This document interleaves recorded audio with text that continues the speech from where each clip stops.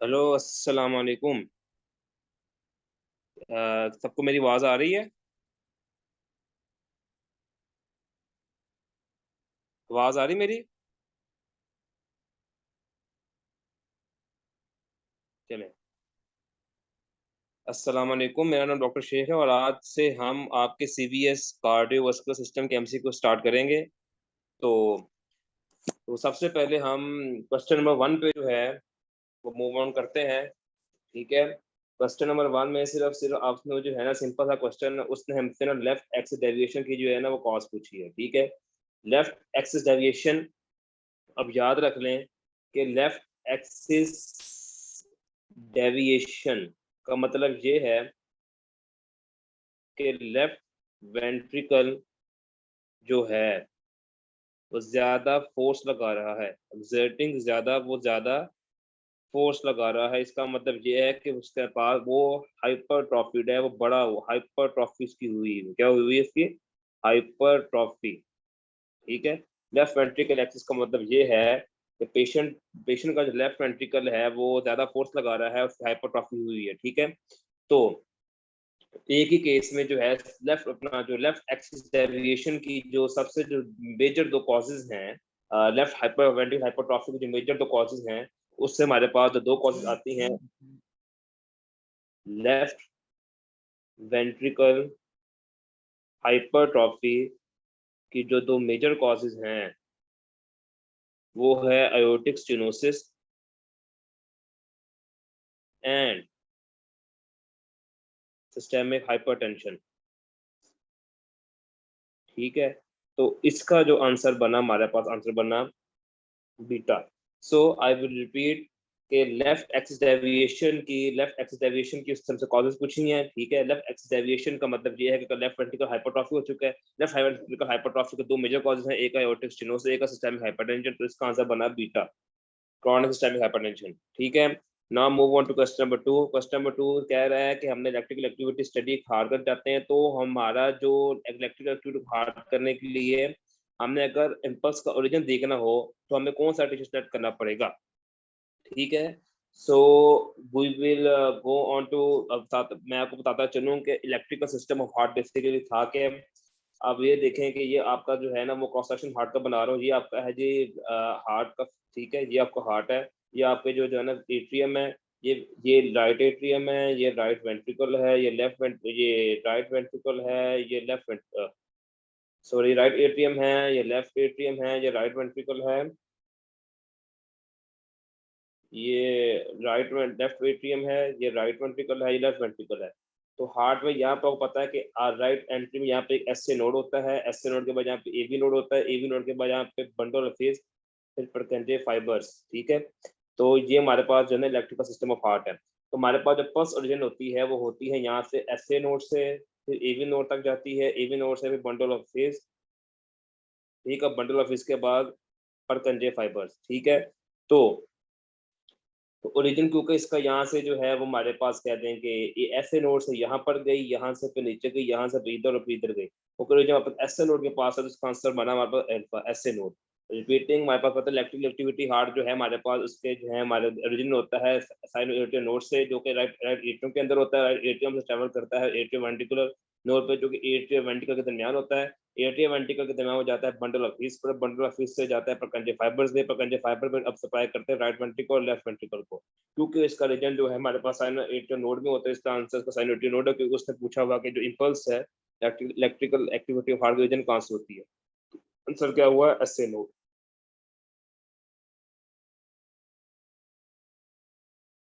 ठीक है?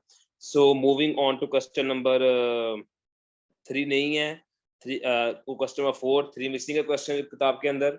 सो a patient, देखिए हमारे पास पेशेंट जो है हमारे पास आया है एट्रियल फिब्रिलेशन के साथ, ठीक है? उसको हमें स्टार्ट करना है रेट कंट्रोल ड्रग्स के ऊपर। तो आप हमेशा याद रखें जो हमारे पास जो रेट कंट्रोल ड्रग्स जो हैं, रेट कंट्रोल ड्रग्स, वो सिर्फ जो हैं वो 2 हैं। एक हमारे पास है क्लास 2 एंटी रिदमिक्स, ठीक है? और क्लास 4 एंटी रिदमिक्स, ठीक है। इसके अलावा हमारे पास एक और होती है, उसे हम कहते हैं एडिनोसिन। ठीक है। तो ये जितने भी ड्रग्स है ना, ये सारे ये सिर्फ एक चीज पे एक्ट करती हैं, वो हमारे पास क्या है, AV node.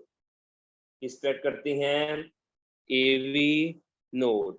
So rate control drugs दो तरह की हैं, तीन तरह की हैं, class two antiarrhythmics, class four antiarrhythmics. ठीक है। क्लास टू और क्लास फोर एंटीरिदमिक्स, और वो और एक होती है हमारे पास एडिनोसिन। तो सब किस पे एक्ट करती हैं, एवी नोड के ऊपर।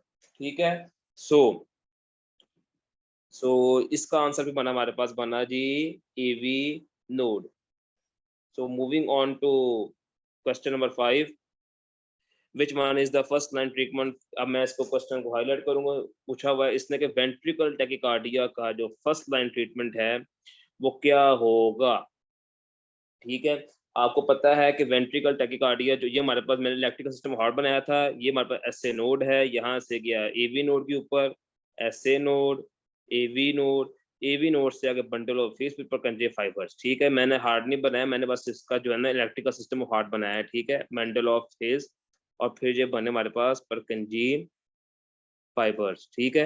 इनको लेबल्स में करने को इतना कह देता हूँ, यहाँ से इम्पल्स यहाँ गई, यहाँ पर इम्पल्स ने स्टे किया, स्टे करने के बाद वो यहाँ गई, यहाँ से फिर यहाँ गई। तो एट्रिया से वेंट्रिकल में जाने के लिए जहाँ इम्पल्स को पास करना पड़ता है वो होता है AV node. So AV node is the site जो के that controls ventricular heart rate, ventricular heart rate. ठीक है। वेंट्रिकुलर हार्ट रेट को कंट्रोल करने के लिए हमारे पास जहां है वो एवी नोड, क्योंकि एवी नोड से जो इंपल्सेस हैं वो एट्रिया से वेंट्रिकल में जाती हैं। तो एवी नोड पर जो ड्रग ऐड करती ही है, उस पर जो फर्स्ट लाइन ड्रग है हमारे पास जो बीटा ब्लॉकर्स हैं, क्या कहते हैं, बीटा ब्लॉकर्स। बीटा ब्लॉकर्स ऐसी फर्स्ट लाइन ड्रग्स हैं, ठीक है, जो कि हम यूज करते हैं एवी नोड को कंट्रोल करने के लिए, ताकि वेंट्रिकुलर टैकिका, वेंट्रिकुलर हार्ट रेट को हम कंट्रोल कर सकें। ठीक है। मैं दोबारा रिपीट करता हूँ, हमारे पास एसए नोड से गई एवी नोड में, एवी से गई डेंटल ऑफिस में, फिर गई पकेंजे फाइबर्स में। इसका मतलब है कि एट्रिया से वेंट्रिकुलर जाने में से एक ही जगह जहां से जाती है वो हमारे पास है एवी नोड। और एवी नोड जो है वो कंट्रोल करता है वेंट्रिकुलर हार्ट रेट। ठीक है। कैसे कंट्रोल करता है, कि एक ही जगह से जाती है एट्रिया से वेंट्रिकल के अंदर। अगर हम एवी नोड को कंट्रोल करें तो वेंट्रिकुलर हार्ट रेट को भी कंट्रोल कर सकते हैं। तो जो पहला ड्रग है जिससे हम एवी नोड को कंट्रोल करते हैं वो बीटा ब्लॉकर। तो इसका जो हमारा आंसर हुआ, हमारे पास हुआ बीटा ब्लॉकर। ठीक है। Moving on to question number 6। Question number 6 हमारे पास ये है कि एक क्वेश्चन जो है यहाँ पर देखें, मैं अंडरलाइन करता हूँ इसके की point. Smoker, chest pain, radiation to left arm and jaw, BP इतना है, हाइपोटेंशन है और हार्ट रेट भी कम है, तो डायग्नोसिस क्या होगा। आप ये देखेंगे, सबसे पहले आपको स्टेटमेंट के ना, इस स्टेटमेंट से अंदाजा लगाएं कि स्मोकर है, चेस्ट पेन है जो कि रेडिएट कर रही है, तो किसकी हिस्ट्री हुई, एमआई की। ठीक है। क्या एमआई की हिस्ट्री। सबको पता है कि स्मोकर हो या डायबिटिक वगैरह हो या हाइपरटेंसिव हो और उसको चेस्ट पेन हो जो कि रेडिएट करे आर्म और लेफ्ट आर्म और जॉ में, तो उसका जो हमारा जो डायग्नोसिस बनता है वो एमआई। क्या बनता है, एमआई। ठीक है। एमआई के डायग्नोसिस के बाद हमें एक चीज चेक करनी है कि किस साइड का एमआई है। ठीक है। आप बस इतना याद रखने, जोन सा एमआई हीमोडायनामिकली, हीमोडायनामिकली अनस्टेबिलिटी के साथ आए, हेमोडायनामिकली अनस्टेबिलिटी के साथ आए, तो हमारा जो डायग्नोसिस है वो हमेशा बनेगा इंफीरियर वॉल एम आई का। कौन सा बनेगा, इंफीरियर वॉल एम आई का। और इंफीरियर वॉल एम आई जो है उसका जो हमारा जो एम आई है, अगर वो हेमोडायनेमिकल इंस्टेबिलिटी शो करे तो हमारा जो डायग्नोसिस बनना क्या बनना है, इंफीरियर वॉल एम आई। आप इसमें देखें कि पेशेंट जो है वो हमारे पास जो है वो है हार्ट रेट उसका 50 है और बीपी उसका 90/50 है। तो इस हमारा जो डायग्नोसिस बना, इसमें क्या बना, हमारे पास inferior wall M I. So moving on to question number 7। ठीक है। इसमें जो सिंपल सा क्वेश्चन उसने पूछा हमारे पास कि हमारे पास कौन सा टाइप का मरमर है जो कि एओर्टिक स्टेनोसिस में होगा। ठीक है। एओर्टिक स्टेनोसिस जो है, एओर्टिक स्टेनोसिस बेसिकली आप कहते हैं कि एओर्टिक स्टेनोसिस क्या है, एओर्टिक स्टेनोसिस में पेशेंट के जो एओर्टिक वॉल्व हैं वो जो हैं आपस में फ्यूज कर जाते हैं। ठीक है, मैंने पेशेंट का एओर्टिक वॉल्व बनाया है, उसके थ्री कप्स वो आपस में यहाँ पर कहते हैं कि फ्यूज कर गए। ठीक है, आपस में पेशेंट को फ्यूज कर गए। तो जब ब्लड ने वापस आना है तो ब्लड ने जो है वो यहाँ से ये वेंट्रिकल के नीचे कहते हैं आप, ये मैंने जो हमारे पास बनाया है जी, लेफ्ट वेंट्रिकल ऊपर हमारे पास क्या है अयोटा, बीच में हमारे पास है अयोटिक वॉल्व। ठीक है, जब ब्लड ने यहाँ से यहाँ जाना है, क्योंकि ये फ्यूज कर चुका है, ये फ्यूज कर चुका है यहाँ से, तो वॉल्व जो है वो पूरी तरीके से खुलेगा नहीं। जो एक नैरो चीज से जब एक ब्लड पास होगा तो उसकी हमारे पास आवाज आएगी, उसको हम कहते हैं मरमर। ठीक है, क्योंकि जब लेफ्ट वेंट्रिकल से ब्लड बाहर जा रहा होता है तब भी मरमर सुनाई देता है, तो ये मरमर हमारे पास कौन सा हुआ, सिस्टोलिक। ठीक है, सिस्टोलिक फेज में लेफ्ट वेंट्रिकल से लेफ्ट एट्रियम ब्लड जाता है। ठीक है, तो हमारे पास मरमर हुआ ये सिस्टोलिक इजेक्शन मरमर, क्योंकि इजेक्शन का मतलब ये है कि इजेक्शन का मतलब ये है कि ब्लड जो है वो हार्ट से वेसल्स में जा रहा है। ब्लड जो है हमारे पास वो हार्ट से वेसल्स में जा रहा है, इसको हम कहते हैं इजेक्शन।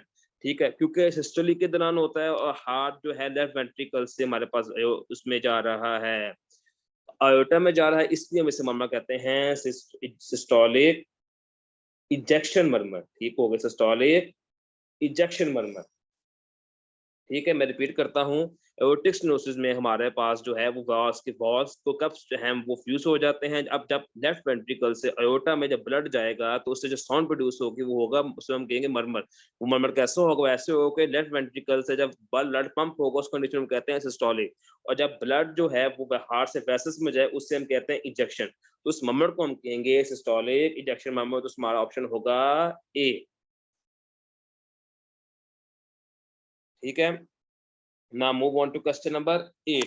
क्वेश्चन नंबर 8 में अब ये देखें, उसने में कहा है कि थर्ड हार्ट साउंड किस में सुनाई देगी। तो अब बस इतना याद रख लें, जितनी भी वॉल्यूम ओवरलोड कंडीशंस हैं, वॉल्यूम ओवरलोड कंडीशंस जो हैं उसी में हमें जो है वो S3 गैलप या थर्ड, इसको थर्ड हार्ट साउंड और S3 गैलप एक चीज के दो नाम है, आप ज्यादा कंफ्यूज नहीं करना। एक चीज के दो में S3 गैलप और थर्ड हार्ट साउंड एक चीज के दो नाम है।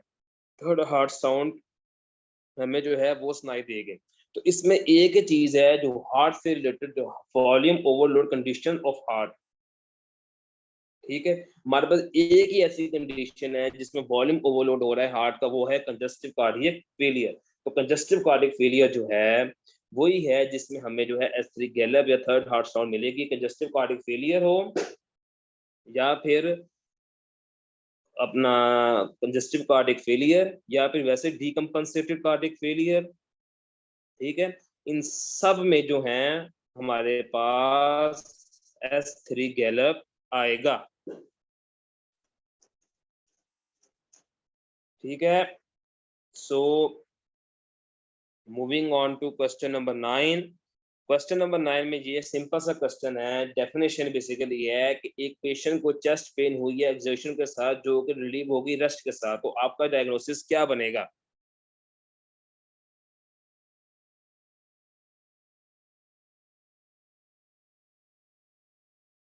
ठीक है, सो हम सबको ये पता है कि ऐसी चेस्ट पेन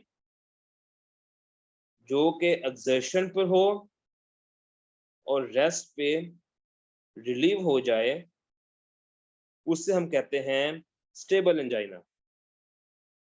ठीक है, एंजाइना बेसिकली है क्या, reversible chest pain of heart. ठीक है, reversible chest pain of heart, जो चेस्ट पेन एक्सर्शन पर हो, ठीक है, ऑन चेस्ट पेन एक्सर्शन पर हो और रेस्ट पे रिलीव हो जाए उसे हम कहते हैं स्टेबल एंजाइना। तो इसका आंसर क्या बना हमारे पास, स्टेबल एंजाइना। ठीक है, अब next question to move on to question number 10। Move question number 10 में हमसे पूछ रहा है कि हार्ट रेट क्या होगा अगर हम एवी नोड जो है वो हार्ट को कंट्रोल करने लग जाए। आप बस सब याद रख लें कि एसए नोड का जो हार्ट रेट है वो एवी नोड से ज्यादा है। एवी का हार्ट रेट जो है वो हमारे पास बंडल ऑफ हिल से ज्यादा है, बंडल ऑफ हिल्स का जो हार्ट रेट हमारे पास परकंजे फाइबर से ज्यादा है। ठीक है, ठीक है। सबसे पहले एसए नोड आता है, अगर एसए नोड को कुछ हो जाए फिर ईवी नोड आता है, अगर ईवी नोड को कुछ हो जाए फिर बंडल ऑफ हिल्स आता है, अगर बंडल ऑफ हिल्स को कुछ हो जाए फिर परकंजे फाइबर आते हैं। ठीक है, मैं रिपीट करता हूं कि अगर वेंट्रिकल्स का कनेक्शन एसए नोड से टूट जाए तो वो ईवी नोड पे शिफ्ट होता है, अगर ईवी नोड से शिफ्ट टूट जाए तो बंडल ऑफ हिल्स से शुरू होता है, अगर बंडल ऑफ हिल्स से शुरू खत्म हो जाए तो हमारे पास परकंजे फाइबर्स पर आता है। ठीक है, ओके, हमारे पास एससी नोड का जो रेट है वो 60 से 100 होता है, तो लाजमी बात है कि जो एवी नोड का जो हार्ट रेट है वो हमेशा 60 से नीचे होगा। ठीक है, तो इसका जो आंसर है हमारे पास वो बना हमारे पास ए, जो कि हमारे पास हुआ कि एवी नोड जब हमारा एवी नोड कंट्रोल करेगा तो हार्ट का हमेशा हार्ट रेट 60 से कम होगा। सबसे ज्यादा नोड एसए का, फिर एवी का, फिर बंडल ऑफ हिल्स का, फिर परकंजे फाइबर्स का, क्योंकि लोएस्ट वैल्यू जो एसए नोड की है वो 60 है, तो हमारा हार्ट जो एवी नोड का होगा वो 60 से कम होगा। ठीक है, now move on to question number 10। ठीक है, अभी मैंने सुबह क्वेश्चन 1 में डिस्कस किया कि हार्ट के, आप बस इतनी याद रख लें कि हार्ट की जो है वो दो तरह की हाइपरट्रॉफीज होती हैं। एक होती है हमारे पास कंसेंट्रिक हाइपरट्रॉफी, एक होती है इसेंट्रिक हाइपरट्रॉफी। कंसेंट्रिक हाइपरट्रॉफी, बस थोड़ी सी मैं डायग्राम बनाकर समझा देता हूँ कि ये सपोज जो है ये मैंने बनाया है हार्ट का मसल। ठीक है, ये मैंने बनाया है हार्ट का मसल्स। अगर जो मसल्स अलाइन करें सीरीज के अंदर ऐसे,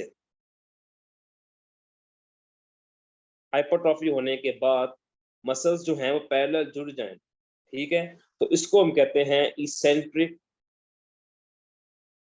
हाइपरट्रॉफी। और अगर मसल्स जो है हमारे पास ऐसे आ जाए, ये एक मसल हमारे पास पहले मसल था, अब हाइपरट्रॉफी, अब ऐसे आ गए हैं, पैरेलल आ गए हैं, तो इसे हम कहते हैं कॉन्सेंट्रिक हाइपरट्रॉफी।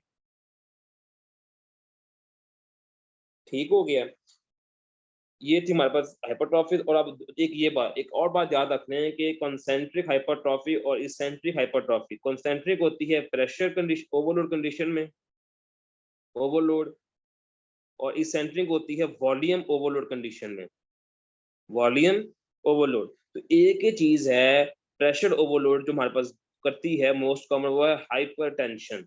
क्या है? हाइपरटेंशन। तो जो हमारे पास prolong hypertension leads to chronic hypertrophy of cardiac muscles. दो तरह के हाइपरट्रॉफी है, कॉन्सेंट्रिक इंसेंट्रिक। कॉन्सेंट्रिक होती है प्रेशर ओवरलोड कंडीशंस में, इसेंट्रिक होती है वॉल्यूम ओवरलोड कंडीशंस में। वॉल्यूम प्रेशर ओवरलोड कंडीशन की जो मोस्ट कॉमन काज है वो हाइपरटेंशन है, इस वजह से prolonged hypertension lead to chronic hypertrophic cardiac muscles, option A। ठीक है, now move on to question number 11। A 50-year-old male presents with retrosternal chest pain और examination, आप देखें चेस्ट पेन के साथ आया, उसके बाद हाइपोटेंसिव ब्रेडिकार्डिक। ठीक है, इंफीरियर वॉल एमआई। पहले डिस्कस किया था, जिस एमआई में हाइपोटेंशन और वाइटल इंस्टेबिलिटी आ जाए उसे आपने इंफीरियर वॉल एमआई कहना है, इसको रट्टा लगा लें। ठीक है, इंफीरियर वॉल एमआई की जो ईसीजी चेंजेस हैं वो क्या होंगी, वो आपने रट्टा लगाना है, वो 2, 3 और AVF हैं, ये आपने रट्टा लगाना है इन चीजों का कि इंफीरियर वॉल एमआई को देखने के लिए हम 2-3 AVF लीड्स का यूज करते हैं। So option will goes to ST elevation in low leads 2-3 AVF। और इस सबको पता है कि ST एलिवेशन जो है वो MI में होती है, तो ST second elevation will found in lead 2-3 AVF। ठीक है, now move on to question number 12। ठीक है, सो उसने हमें कहा है which of the following findings is consistent with hypocalcaemia. Hypocalcaemia के साथ हमारे पास ऐसी कौन सी चीज है जो कि कंसीडर करेगी। सो आपने इस चीज को याद रख लेना है कि जो हाइपोकैल्सीमिया में हमेशा जो है वो ST segment elevation ST segment elevation plus prolonged QRS interval होता है। ये हाइपोकैल्सीमिया की ECG फाइंडिंग है, ये जो आपने इसको रटा लगाना है। हाइपोकैल्सीमिया की ECG फाइंडिंग जो है वो ST सेगमेंट एलिवेशन और प्रोलॉन्ग QT इंटरवल है। क्योंकि इस क्वेश्चन में ST सेगमेंट एलिवेशन दी हुई है तो इसका आंसर क्या है हमारे पास बीटा। ठीक है, so moving on to question number 12।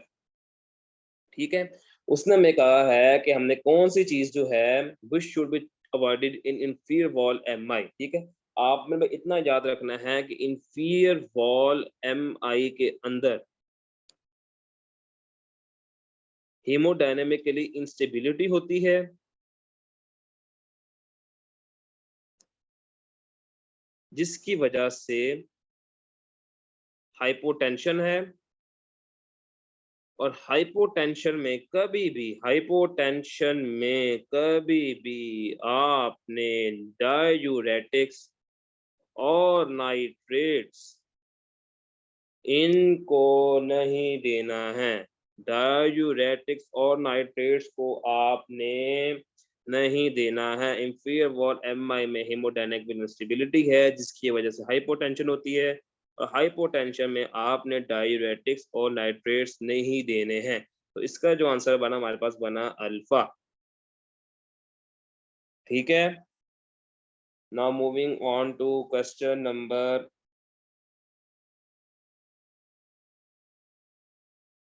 14। ठीक है, सो क्वेश्चन नंबर 14 में हमें बताएं कि जब इंजेक्शन फ्रैक्शन इंक्रीज होगी तो क्या इंक्रीज होगा। उसके अलावा एक्सेप्ट पे गौर करें, आपने एक्सेप्ट को नहीं भूलना। एक्सेप्ट जो है वो आपके सारे सवालों को उल्टा कर देता है। सो मैं आपको बताऊं यहाँ पर एक चीज कि सबको पता है, यहाँ पर सब ने अपने लेक्चर्स में सुना होगा इस चीज के हवाले से, वह चीज इजेक्शन फ्रैक्शन। ठीक है, इजेक्शन फ्रैक्शन क्या है? Volume ejected by heart during systole.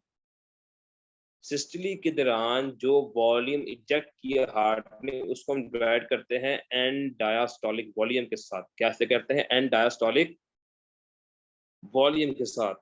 ठीक है, तो इजेक्शन फ्रैक्शन तब बढ़ेगी जब हमारे पास volume ejected during by heart during systole बढ़ेगा, और एंड डायस्टोलिक वॉल्यूम जो है हमारे पास क्या हो जाएगा? वो हो जाएगा हमारे पास जो कम होना चाहिए। लेकिन एंड डायस्टोलिक वॉल्यूम जो है वो तकरीबन जो है हमारे पास वो कांस्टेंट रहता है।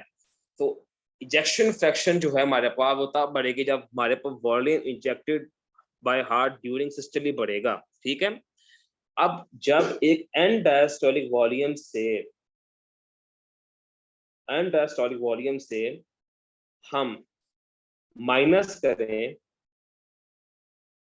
सिस्टोलिक वॉल्यूम, इसको हम वॉल्यूम इंजेक्टेड बाय हार्ट को हम स्ट्रोक वॉल्यूम भी कहते हैं। इसको हम क्या कहते हैं? स्ट्रोक वॉल्यूम भी कहते हैं। इसको हम स्ट्रोक वॉल्यूम भी कहते हैं। ठीक है, इसमें से हम माइनस करें स्ट्रोक वॉल्यूम को तो हमारे पास जो आता है उससे हम कहते हैं एंड सिस्टोलिक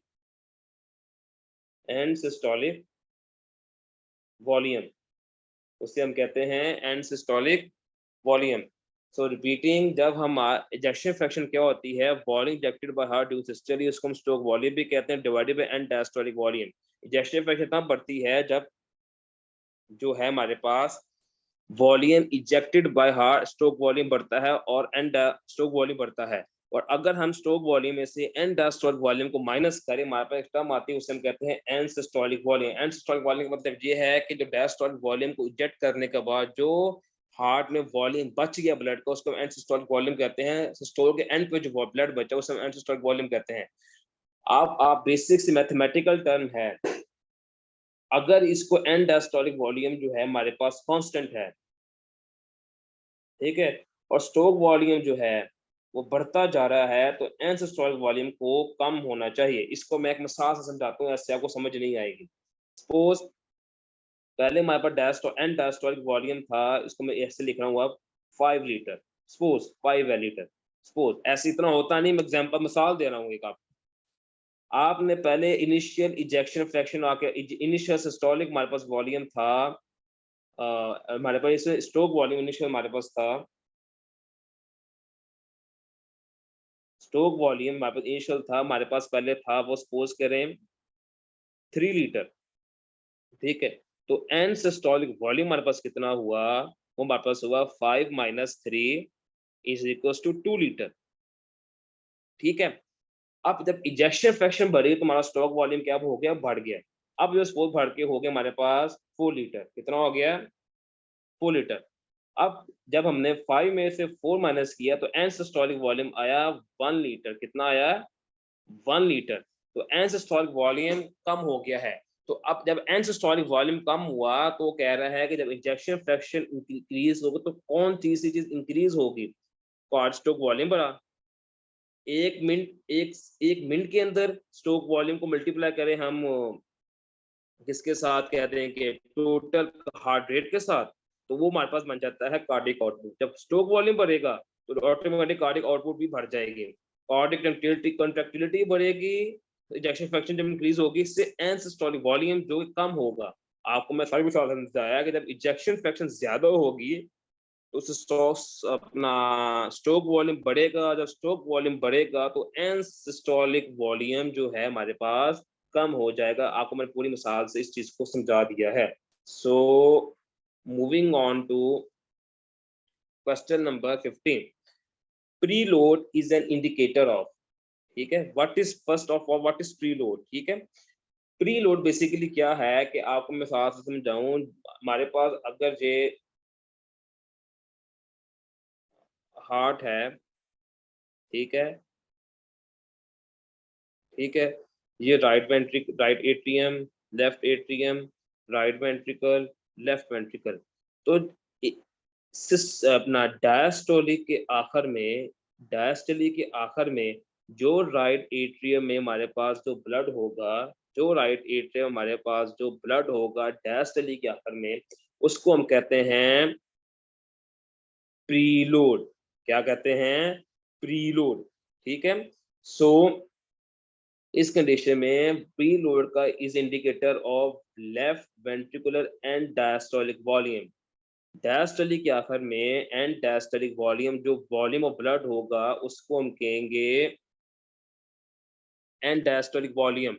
बेसिकली आप इतना कहते हैं कि राइट एट्रियम से ब्लड आगे जाएगा, वही ब्लड फिर लेफ्ट एट्रियम में आएगा और लेफ्ट एट्रियम से वही ब्लड फिर लेफ्ट वेंट्रिकल में आएगा, ठीक है। तो बेसिकली जो राइट एट्रियम का जो वॉल्यूम है वो नॉर्मल कंडीशन में लेफ्ट वेंट्रिकल के वॉल्यूम में के बराबर होता है, क्योंकि जो ब्लड हार्ट में आना है वही ब्लड हार्ट में इजेक्ट होना है।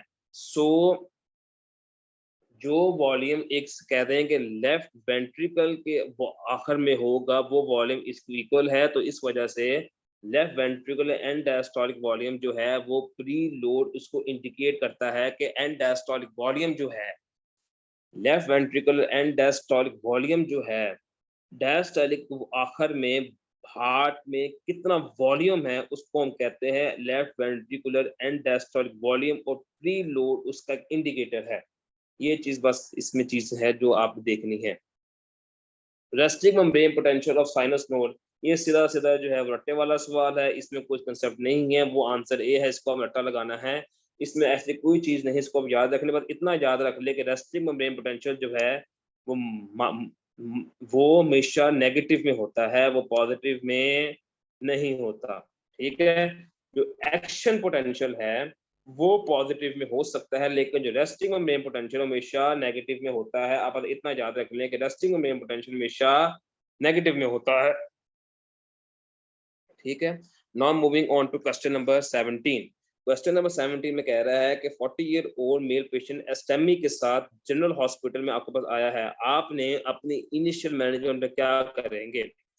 अब याद रखें जब भी हमारे पास स्टेमी का पेशेंट आए, सबसे पहले आप उसको एस्प्रिन देंगे, बीटा एस्प्रिन देंगे, उसके बाद उसे क्लोपिडोग्रिल देंगे, उसको ऑक्सीजन देंगे, उसको मॉर्फिन देंगे, ठीक है, उसे उसे बीटा ब्लॉकर देंगे, ठीक है, ये चीजें देंगे। सो उसके बाद आप इसकी पीसीआई या थ्रम्बोलिटिक करेंगे, थ्रम्बोलिटिक थेरेपी करेंगे, ठीक है। तो सबसे पहले आपने इसको O2, मॉर्फिन, एस्पिरिन और बीटा ब्लॉकर्स वगैरह देने हैं। तो इसका जो हमारे पास आंसर बना है वो बना है डेल्टा ऑप्शन, ठीक है। इसका आंसर क्या हमारे पास बना, डेल्टा ऑप्शन, ठीक है।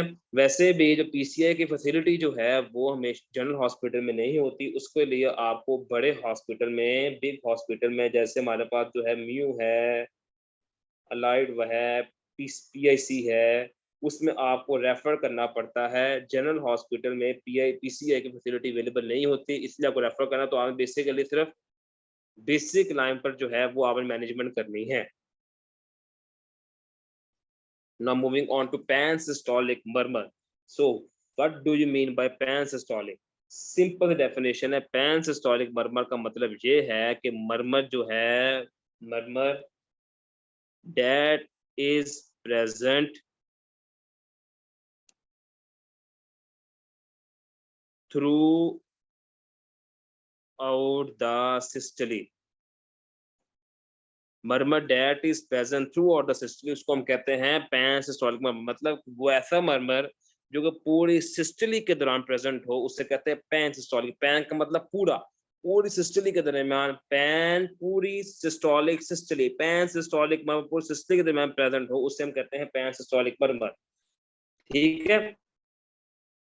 अब आप मुझे ये बताएं कि इसमें सिर्फ एक ही ऐसा मर्मर है जो कि सिस्टली के दौरान आता है, वो है tricuspid regurgitation.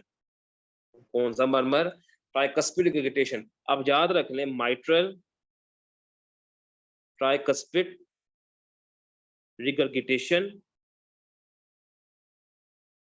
And and VSD, ये हमेशा जो हैं ये पैनसिस्टोलिक हैं, पैनसिस्टोलिक। और एओर्टिक स्टेनोसिस और होकम, हाइपरट्रॉफिक ऑब्स्ट्रक्टिव कार्डियोमायोपैथी और पल्मोनरी स्टेनोसिस। कौन सा, पल्मोनरी स्टेनोसिस। ये सारे मर्मर जो हैं ये सिस्टोलिक इजेक्शन मर्मर है, सिस्टोलिक इजेक्शन मर्मर्स, ठीक है। Systolic ejection murmur, systolic ejection हमेशा जो है ना वो एंड सिस्टोलिक होता है, वो पैन सिस्टोलिक नहीं होता। Systolic ejection murmur, mitral, tricuspid, and VSD, they are pansystolic murmurs.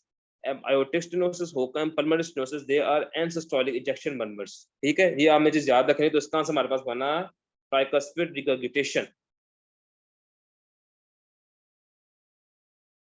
ठीक है। Now moving on to question number 19, ठीक है। 24-year-old, 15 minutes after his stab wound to the left chest, pulse ज्यादा है, रेस्पिरेशन ज्यादा है और शैलो है। And palpable systolic blood pressure, hemodynamically patient is unstable, hemodynamically patient is unstable, ठीक है।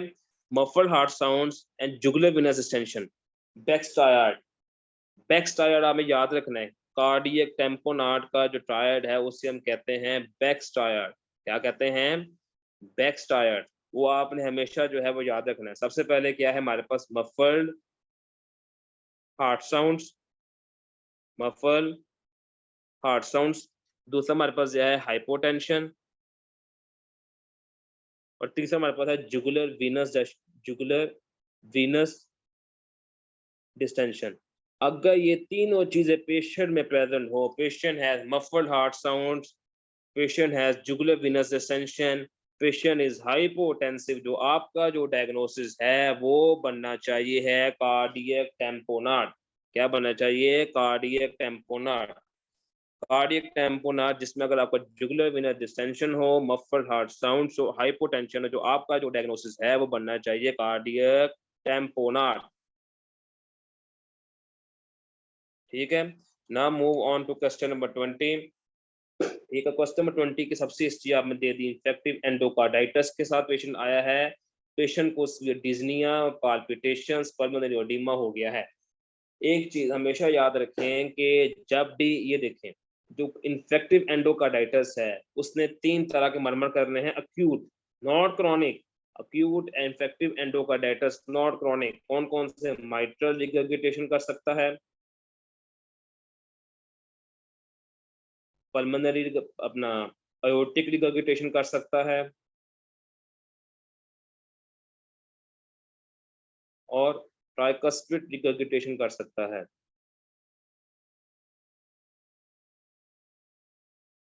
ठीक है, जो माइट्रल और ट्राइकस्पिड रिगर्गिटेशन है वो है डायस्टोलिक मर्मर्स, और जो एओर्टिक है वो कौन सा है? Systolic murmur. ठीक है, माइट्रल रिगर्गिटेशन की जो मोस्ट कॉमन कॉम्प्लिकेशन है वो सबने याद रखनी है, वो कभी नहीं भूलनी। Mitral regurgitation, acute mitral regurgitation की जो मोस्ट कॉमन कॉम्प्लिकेशन है वो है पल्मोनरी एडिमा। ठीक है, मैं रिपीट कर रहा हूं इस चीज को। इन्फेक्टिव एक्यूट इन्फेक्टिव एंडोकार्डाइटिस दो तरह के मर्मर्स करता है, एक है एक्यूट माइट्रल रिगर्गिटेशन, एक है एओर्टिक रिगर्गिटेशन, एक है ट्राइकस्पिड रिगर्गिटेशन। ठीक है, tricuspid regurgitation, mitral regurgitation, aortic regurgitation. Mitral regurgitation और ट्राइकस्पिड रिगर्गिटेशन है डायस्टोलिक मर्मर्स, और एओर्टिक रिगर्गिटेशन है systolic murmurs. The most common complication of acute mitral regurgitation is pulmonary edema। इस चीज को आपने नहीं बोलना। ठीक है, तो हमारे पास जो है उसने कहा है कि हमारे पास हार्श अर्ली डायस्टोलिक मर्मर है। ठीक है, हार्श अर्ली डायस्टोलिक मर्मर, तो अगर डायस्टोलिक मर्मर है तो एओर्टिक रिगर्गिटेशन तुम्हारे पास गया, ये हमारे पास कैंसिल हो गया है। ठीक है, ये तुम्हारे पास गया। अब माइट्रल रह गया और ट्राइकस्पिड रह गया, तो उसमें से कौन सा ऑप्शन दिया हुआ उसने? इसने हमें दिया हुआ है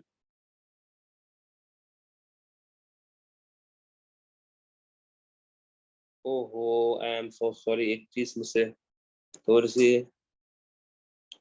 गलती हुई है, मैं आपको थोड़ा बता दूं। मैं थोड़ा गलती आपसे हुई है, वो ये है कि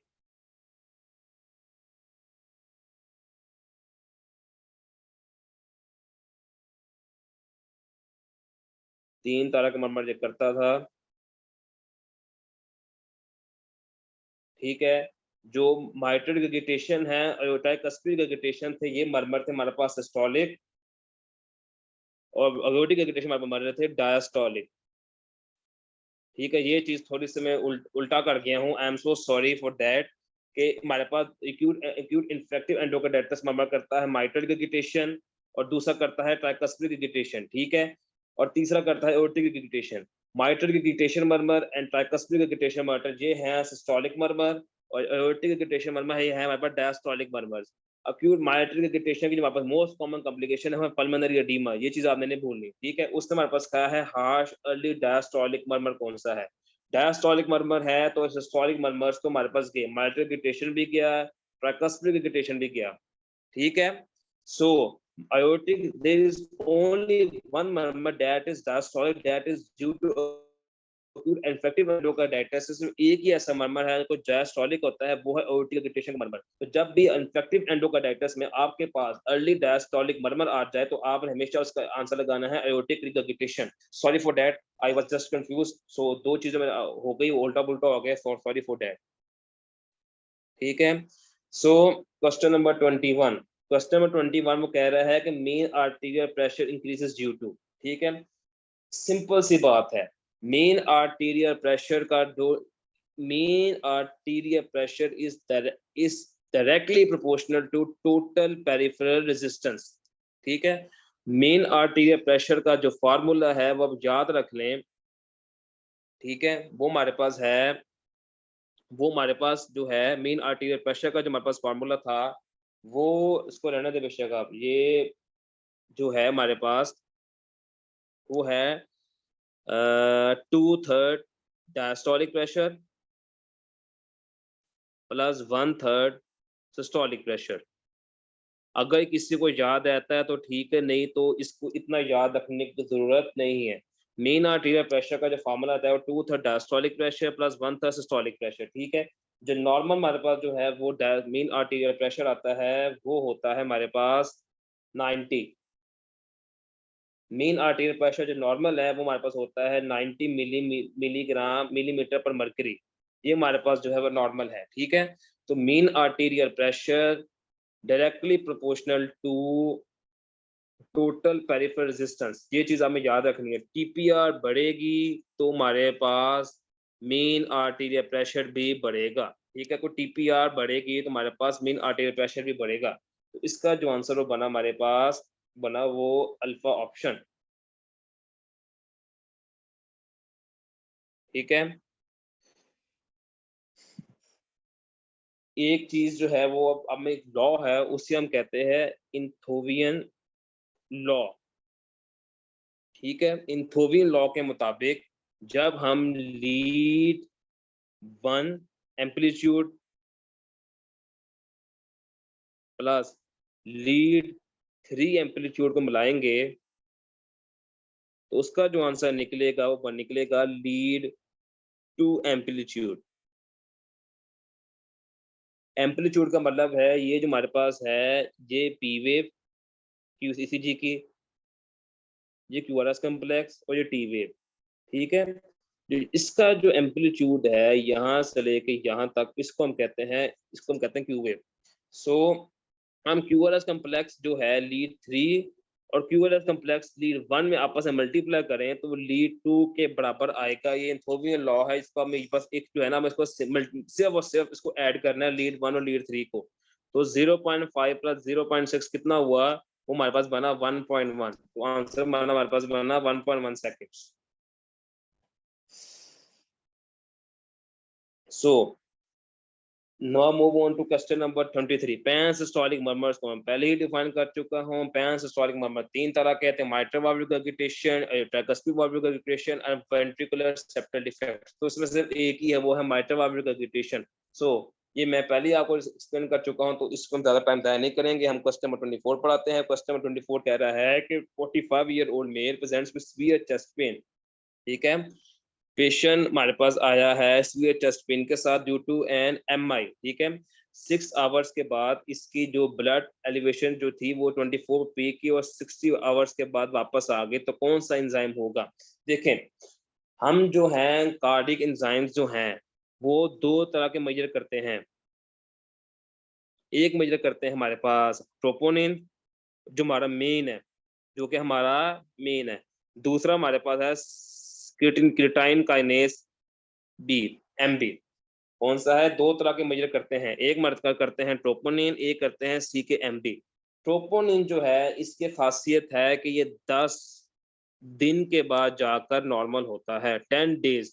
और सी के एम डी जो है वो तकरीबन 5 से 6 दिन में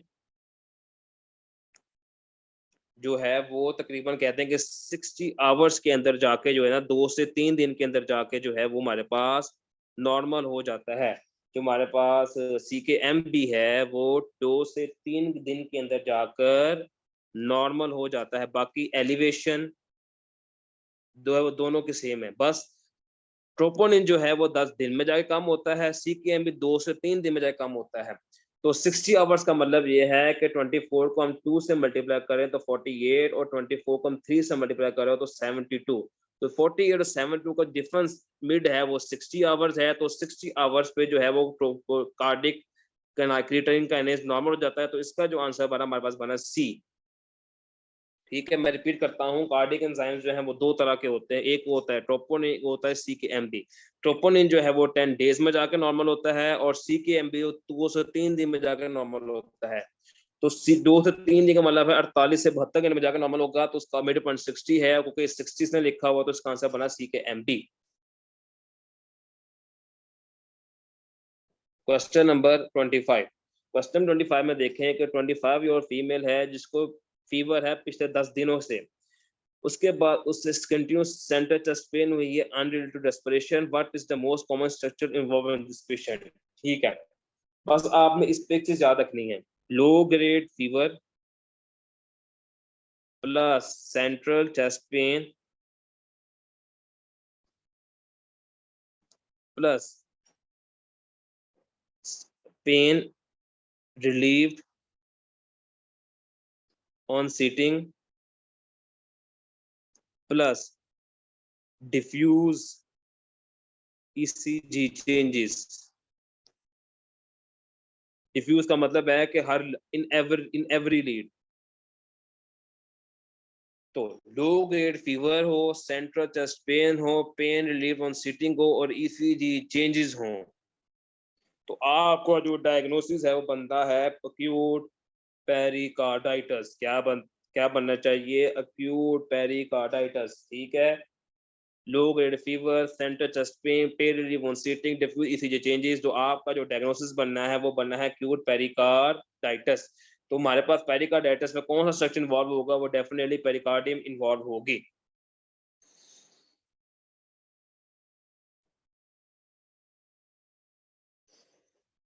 इसमें एक कहते हैं कि मेरे मुताबिक जो है वो एक गलती है, वो आप इसको ठीक कर लें कि इसमें आप जो अनरिलेटेड रेस्पिरेशन है ना, इसको काट कर जो है ना, तो आप लिख लें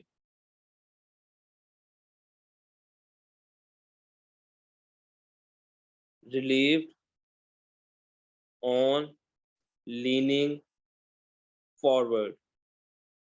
ये गलती है, इसको आप ठीक कर लें। अनरिलीव बाय रेस्पिरेशन को काट कर रिलीव ऑन लीनिंग फॉरवर्ड कर लें तो क्वेश्चन जो मुझे क्लियर हो जाएगा। इसने क्वेश्चन को कंफ्यूज किया हुआ है जिसका कोई ताल्लुक नहीं है, आप इसको छोड़ दें। ठीक है, आप करें 25-year-old had a fever over last 10 days and she developed continuous chest pain that is relieved on leaning forward. What is the most likely structure involved in this patient? तो it is acute pericarditis जिसमें pericardium involved होती है।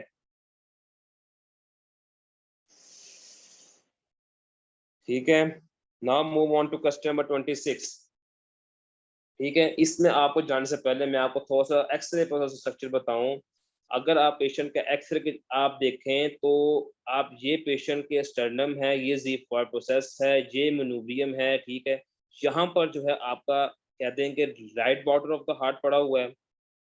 ठीक है, यहाँ पर आपका जो है वो लेफ्ट बॉर्डर ऑफ हार्ट पड़ा है। ये आपकी राइट साइड है, ये आपकी लेफ्ट साइड है। यहाँ पे राइट एट्रियम है, यहाँ से सुपीरियर वीना केव आ रही है, यहाँ से इंफीरियर वीना केव आ रही है। यहाँ पर राइट लेफ्ट एट्रियम पड़ा हुआ है, यहाँ पे सारा पे आगे लेफ्ट वेंट्रिकल पड़ा हुआ है। ठीक है, तो अगर आप इस एरिया पे मारेंगे तो आपका जो मोस्ट वायरस स्ट्रक्चर इंजर्ड होगा वो होगा हमारे पास लेफ्ट एट्रियम। ये कार्डियक की एनाटॉमी है। राइट साइड पर right border of the heart, right atrium, superior Veena केवा, राइट एट्रियम, एस्पीरियर वीना केवा, इंफीरियर वीना केवा। यहाँ पर जो हमारे पास कहते हैं कि राइट लेफ्ट एट्रियम अगर लेफ्ट वेंट्रिकल है तो यहाँ पर अगर आप हिट करेंगे तो आपका लेफ्ट एट्रियम डैमेज होगा।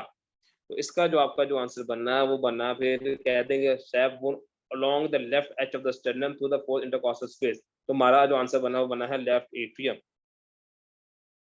ठीक है, now move on to question number 27। ठीक है, a 61-year-old smoker present with retrostal severe chest pain and sweating for last 6 hours। मैंने पहले बता चुका हूँ, स्मोकर है, स्वेटिंग अपना चेस्ट पेन स्वेटिंग है, इससे 6 आवर्स से जो है वो पेन हो रही है, ओवरवेट भी है। तो इसका जो है वो एमआई हुआ, तो लिखा हुआ anterior wall ischaemia. But is the most used for diagnostic investigation. सबसे पहले जो है हमेशा जब चेस्ट पेन के साथ आए आपने उसकी करनी है पहले ईसीजी। ठीक है, ईसीजी के ऊपर आपको एसटी एलिवेशंस आ जाएं, एसटी एलिवेशंस आ जाएं या कोई और चेंजेस, कोई सस्पिशियस चेंजेस आए तो आपने कराने हैं आगे कार्डियक इंजाइम्स। ठीक है, कार्डियक इंजाइम्स कराएंगे तो आपने पहले ईसीजी कराई, ऐसे सेगमेंट एलिवेशंस आए, फिर आपने कार्डियक इंजाइम्स कराए। तो नेक्स्ट जो है हमारे पास ईसीजी में हमारे पास इंटीरियर इस्कीमिया आ गया, तो हमारे पास जो नेक्स्ट है वो कार्डियक एंजाइम्स कराएंगे। कार्डियक एंजाइम्स हमारे पास जो दो आएंगे, एक ट्रोपोनिन है जैसे मैंने पहले बताया, एक सीकेएमबी है।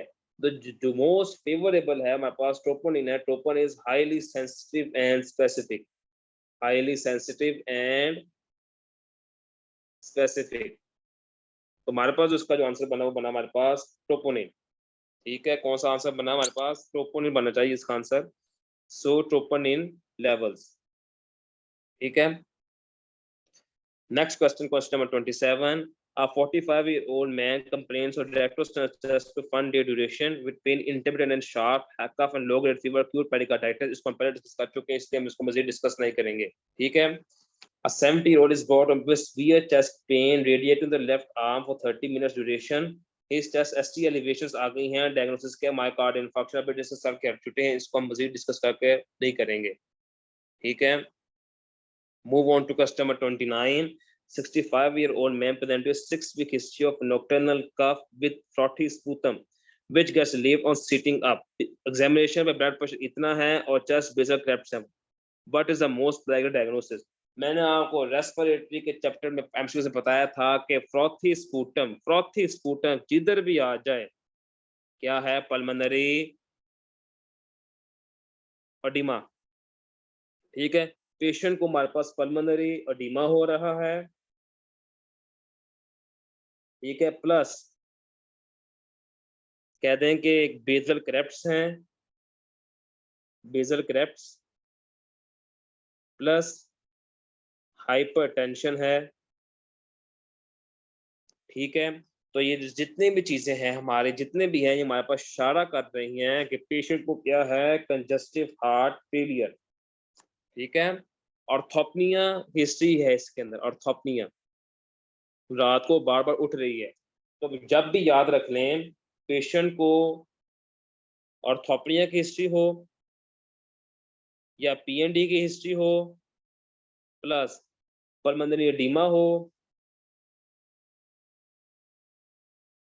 प्लस पेशेंट को अगर क्रेप्स आ जाएं, तो आपने हमेशा कंजस्टिव कार्डिक फेलियर को सस्पेक्ट करना है, कंजस्टिव कार्डिक फेलियर को सस्पेक्ट करना है. तो इसका जो हमारा जो मोस्ट ऑप्शन है हमारे पास बना congestive heart cardiac failure.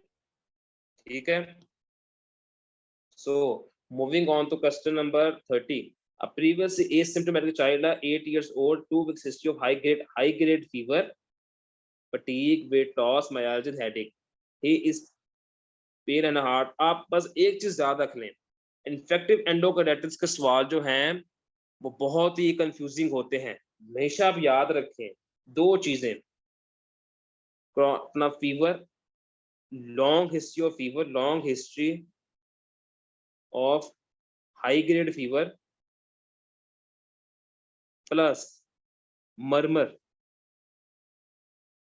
long history of high grade fever plus murmur. Always kept infective endocarditis in your mind. Always kept infective endocarditis in your mind. ये आप में चीज नहीं भूलनी, ये बहुत कंफ्यूजिंग सवाल होता है. इन्फेक्टिव एंडोकार्डाइटिस क्या चीज याद रखेंगे तो कभी आपका सवाल मिस नहीं होगा. Long history of low grade fever plus murmur, infective endocarditis की तरफ हमें जाना है. ठीक है, सो इन्फेक्टिव एंडोकार्डाइटिस को जो रिस्क फैक्टर में जो है हमारे पास वो आते हैं, हमारे पास या तो कार्डियक एनोमलीज आएंगी या नॉन कार्डियक एनोमलीज आएंगी, sorry extra cardiac non cardiac anomalies risk factors आएंगे. ठीक है, कार्डियक के अंदर acquired valvular disease, prosthetic heart valves या कंजेनिटल हार्ट डिजीज आएंगे. नॉन कार्डियक के अंदर डेंटल प्रोसीजर्स, सर्जरी या डिस्टिंक्ट प्राइमरी इंफेक्शन या नॉन स्टेरॉइड इंजेक्शंस वगैरह आएंगे. इसमें आपको नॉन स्टेरॉइड इंजेक्शन के जो सबसे जो कॉमन है, मुझे जो याद आती है वो एक ये है कि आपका डेंटल प्रोसीजर हो कोई, या आपका पेशेंट आईवी ड्रग यूजर हो. ठीक है, या पेशेंट आपके पास कोई कंजेनिटल हार्ट डिजीज हो या प्रोस्थेटिक वॉल्व हो. ठीक है, इन जो चार चीजें हैं जो मोस्ट कॉमन है. If patient have dental procedure, IV drug user, congenital heart disease and prosthetic heart valve, and he develops chronic high grade fever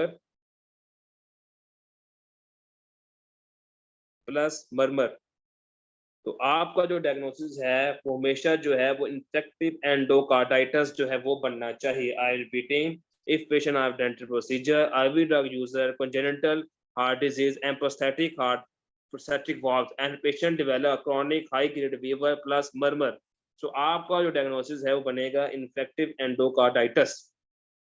ठीक है, so dental procedure, IV drug user, congenital heart disease, prosthetic valve, chronic high grade fever plus murmur, always go for infective endocarditis. इसलिए मैं बार repeat कर रहा हूँ कि सवाल बहुत कंफ्यूजिंग है. अभी हम लेंगे हमारे पास 10 मिनट की ब्रेक. 10 मिनट की ब्रेक के बाद दोबारा क्वेश्चन नंबर 31 से हम कंटिन्यू करेंगे. कोशिश करेंगे आज 65 क्वेश्चंस तक हम खत्म करें अपने.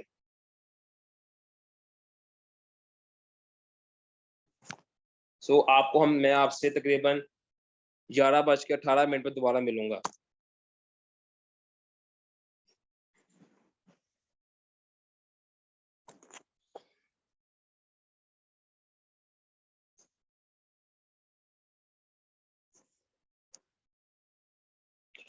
सो टर्निंग बैक, हम अपने एमसीक्यू वापस आते हैं। हम अब स्टार्ट करेंगे क्वेश्चन नंबर 31 से। ठीक है। सो मैंने पहले बता चुका हूँ, स्मोकर पेशेंट है। जब भी चेस्ट पेन के साथ, अब याद रख लें, जब भी चेस्ट पेन के साथ कोई पेशेंट आएगा ना, आपने हमेशा पहले, सबसे पहले क्या करनी है, ईसीजी। बाकी बातें बाद में, पहले करनी है ईसीजी। ठीक है। जब भी चेस्ट पेन के साथ पेशेंट प्रेजेंट करेगा ईयर के अंदर, सबसे पहले जो आपने जो टेस्ट करना है वो करनी है उसकी ECG. Now moving on to question number 32। 65-year-old male congestive cardiac failure के साथ आया है, किसके साथ? ईयर breathlessness, basal capitations bilaterally and decreased cardiac sound. XHS cardiac tamponade resident on duly planned for pericardiocentesis. What is the most appropriate condition for wide bore needle? आप बस याद रख लें कि पेरिकार्डियोसेंटेसिस के अंदर हमने किधर डालनी है। ये एक रट्टे वाला सवाल है, वो है left fifth intercostal space near sternum. पर इतना एक चीज याद रख लें, क्योंकि हार्ट जो है वो स्टर्नम के पीछे पड़ा होता है। ये हमारे पास स्टर्नम है, जिस फॉर प्रोसेसर, ये मेनुब्रियम बॉडी, और स्टर्नम हमारे पास जो हार्ट है वो पड़ा होता है ऐसे। तो आपने हमेशा स्टर्नम के इर्द गिर्द ही जो है वो आपने जो है ना हमारे पास, आपने जो है वो पेरिकार्डियोसेंटेसिस करनी है। तो नियर द स्टर्नम करनी है। कोई क्लेविकुलर लाइन तो खत्म होगा, हमारे पास ए ऑप्शन बच गया और बी ऑप्शन, सी ऑप्शन बन गया। वो कि हार्ट ज्यादा लेफ्ट साइड पे होता है, इसलिए हम जो है वो लेफ्ट फिफ्थ इंटरकॉस्टल स्पेस पे गए। ठीक है। मिडिल एज मैन हाइपरटेंशन के साथ आया है, मैं हाईलाइट करता हूँ, हाइपरटेंशन है, मिडिल एज में ऑलरेडी जो है ना बीटा ब्लॉकर ले रहा है। ठीक है, बीटा ब्लॉकर, लेकिन उसका ब्लड प्रेशर जो अभी कंट्रोल में नहीं आ रहा। तो मोस्ट ऑपरेटिव ड्रग क्या होगी? आपने जब भी आपको सेकंड लाइन ड्रग है ना फर्स्ट लाइन के बाद, वो हमेशा डायूरेटिक होता है। कौन सा डायूरेटिक होता है? थायाजाइड। ठीक है। सो जब भी आपका फर्स्ट ड्रग के बाद आपने कोई सेकंड ड्रग शुरू करनी है, हमेशा जो है वो डायूरेटिक होती है। तो आपने इसका आंसर लगाना है एज डायूरेटिक। मैं दोबारा रिपीट कर रहा हूँ, जब एक आपने ड्रग स्टार्ट की हाइपरटेंशन की, उससे फर्क नहीं पड़ा, दूसरी ड्रग डाल लेंगे, हमेशा जो है वो डायूरेटिक होगी। तो इसका आंसर बना हमारे पास एड डायूरेटिक। ठीक है। ना move on to question number 34। ठीक है। एक चीज आप याद रख लें कि जो हमारे पास डिस्ट्रीब्यूटिव शॉक है, डिस्ट्रीब्यूटिव शॉक, वो दो तरह के हैं। ठीक है।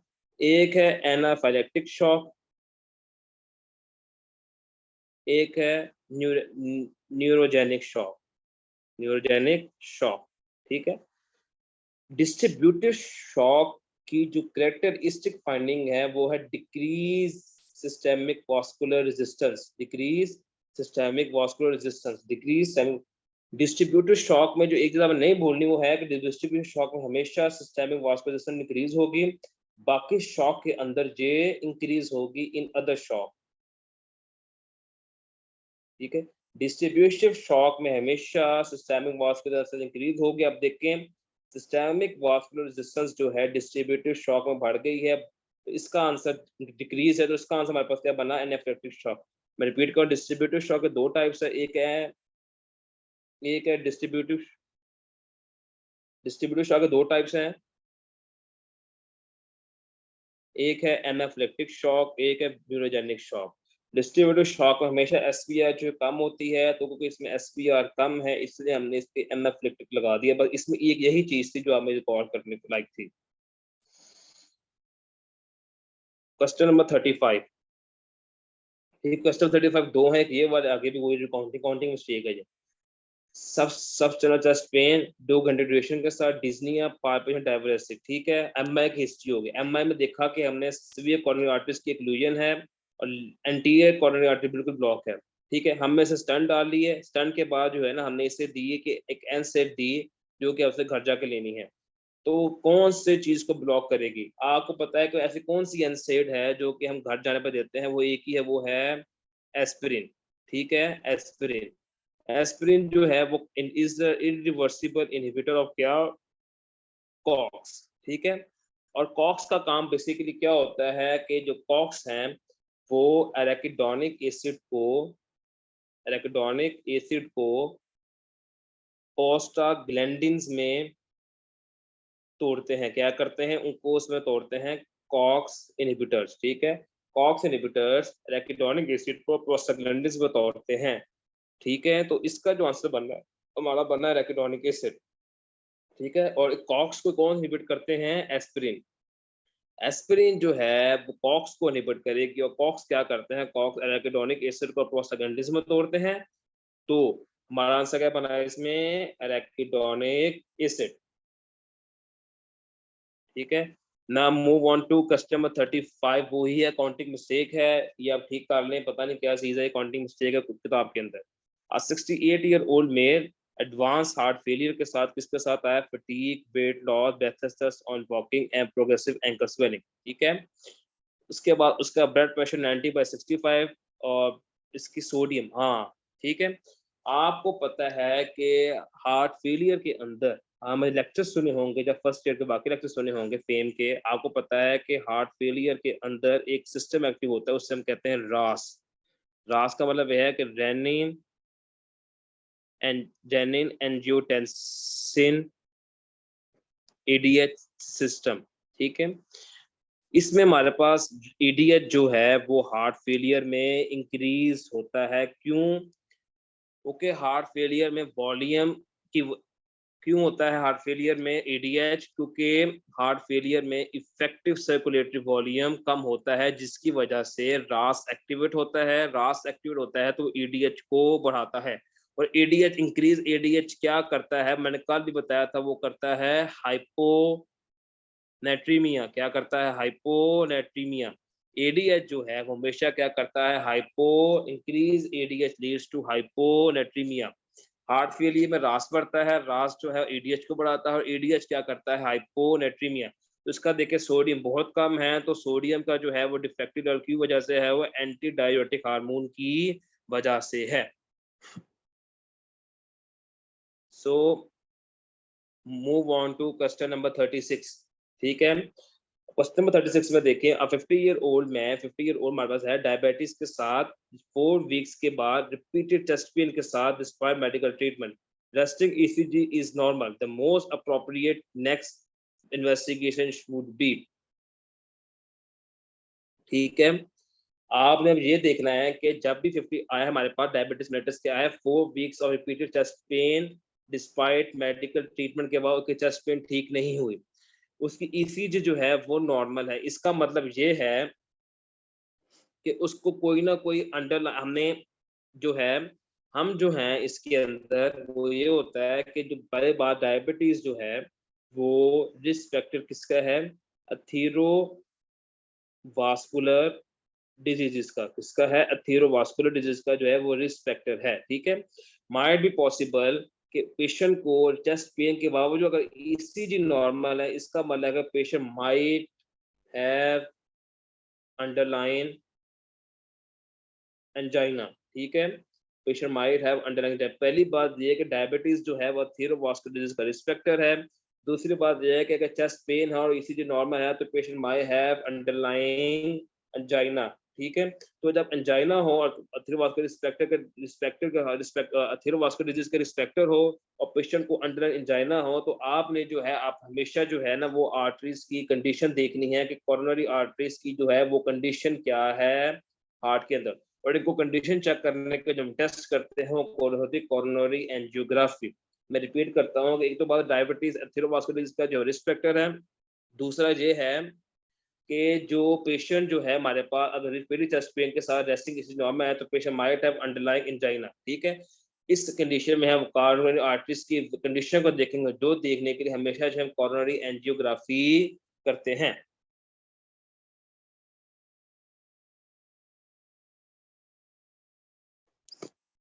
ठीक है। So move on to question number 37, ठीक है।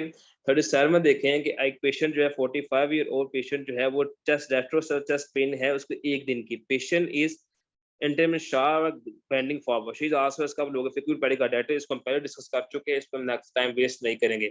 Moving on to customer 38. Customer 38, young adult female dwellers of volume overload during treatment in the hospital. क्या है volume overload? Volume overload का मतलब ये कि हार्ट में ज्यादा पानी आ गया. प्लस क्या है, इतनी ब्लड प्रेशर रेज्ड है, कार्डियक आउटपुट बिल्कुल ठीक है. Which of the following mechanism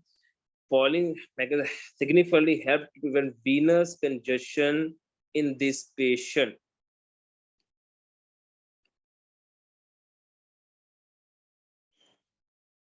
ठीक है, तो एक रिफ्लेक्स होता है, उसको हम याद रखना, उसे हम कहते हैं उसे हम कहते हैं ब्रेन ब्रिज रिफ्लेक्स. उसमें ये है कि जब भी आपका जो है वो वीनस कंजेशन होगी, वीनस कंजेशन का मतलब ये है कि आपका जो है इंक्रीज ब्लड इन वेन्स. क्या है? Increase blood in veins. Increase blood in veins जब भी होगा तो आपका हार्ट रेट बढ़ेगा. हार्ट रेट बढ़ने से आपका जो है वो स्ट्रोक वॉल्यूम बढ़ेगा, और जिसकी वजह से कुछ वीनस कंजेशन है वो नहीं होगी.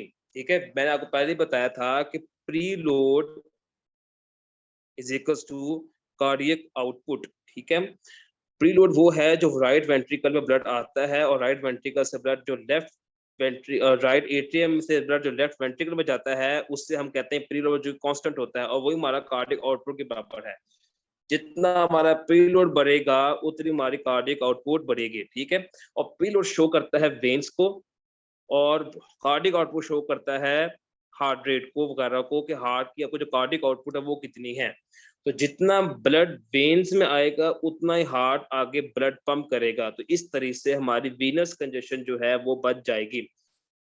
मैं रिपीट कर रहा हूँ, एक होते हैं बेम ब्रिज इफेक्ट. इसका मतलब ये है कि जब भी वीनस कंजेशन हो, वीनस कंजेशन मतलब है कि इंक्रीज ब्लड इन वेन्स. ठीक है, तो उतना ही हमारा हार्ट रेट बढ़ेगा, हार्ट रेट से हमारा स्ट्रोक वॉल्यूम बढ़ेगा. ठीक है, स्ट्रोक वॉल्यूम मतलब कि इससे होगा कि हमारे पास जो वेन्स में ब्लड इकट्ठा नहीं होगा. वो कैसे कि प्री लोड जो है हमेशा कार्डियक आउटपुट के बराबर है. जितना प्री लोड बढ़ेगा उतने हमारी कार्डियक आउटपुट बढ़ेगी. जब कार्डियक आउटपुट बढ़ेगी तो हमारे पास जो वेन्स में जो कंजेशन है वो कम हो जाएगी, वो नहीं होगी.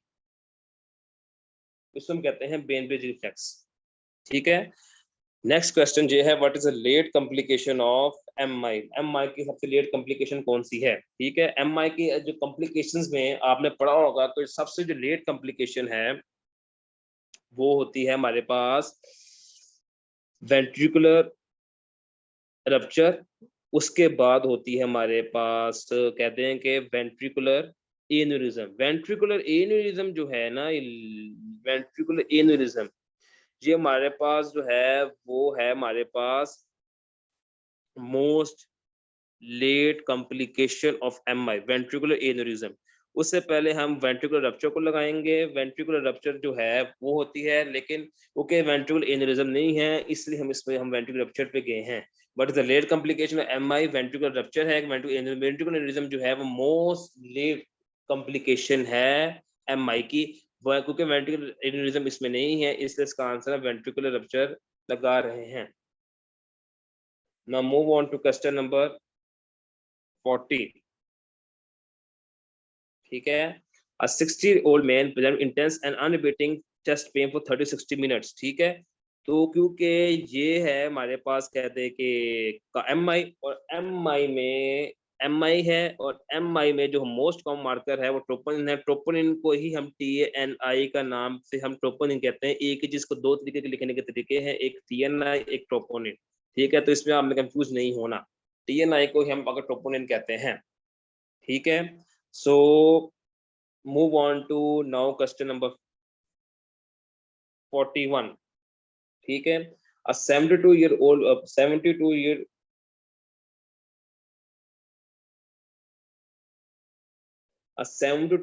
patient डिज्निया के साथ आया है, एस्टिस एलिवेशन V1 के साथ आया है, ड्रास्टिक एलिवेशन ट्रोपोनिन लेवल क्या है. What is the most long term complication patient क्या हो सकती है? आप ये देखें कि सबसे पहले बात है पेशेंट को है एमआई. कौन सा हुआ है? V1 to V6.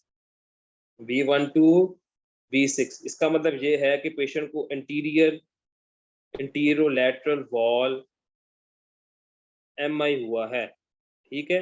जब भी पेशेंट को इतना एंटीरोलैटरल वॉल MI होगा, इसका मतलब है कि पेशेंट का जो लेफ्ट वेंट्रिकल है वो इसका मेजॉरिटी पोर्शन जो है वो खराब हो गया है, मेजॉरिटी पोर्शन इज डैमेज्ड, ठीक है। एंटीरोलैटरल वॉल MI जब भी पेशेंट को होगा, इसका मतलब ये है कि पेशेंट का जो लेफ्ट वेंट्रिकल का जो मेजर पोर्शन है वो डैमेज हो चुका है। जब लेफ्ट वेंट्रिकल डैमेज होता है तो हार्ट की पंपिंग पावर जो है वो कम हो जाती है। पंपिंग पावर कम होती है, इससे होता है आगे हार्ट फेलियर।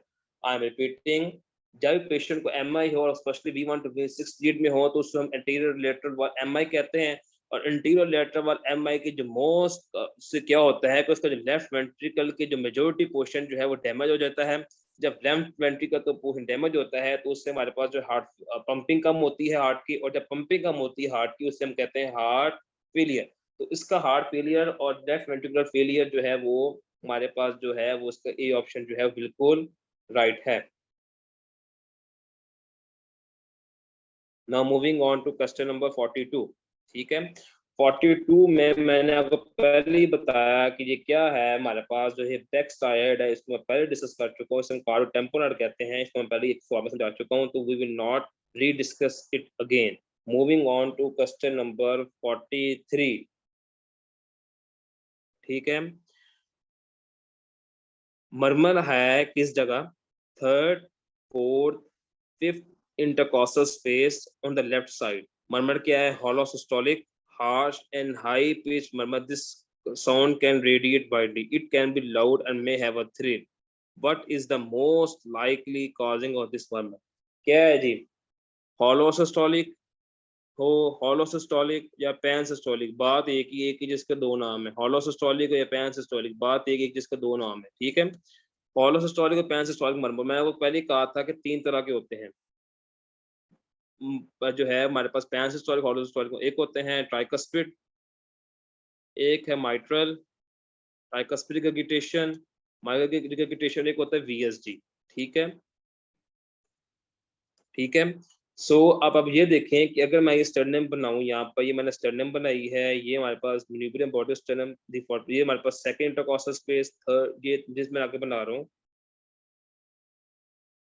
ठीक है। ये हमारे पास है फर्स्ट इंटरकॉस्टल स्पेस, सेकंड,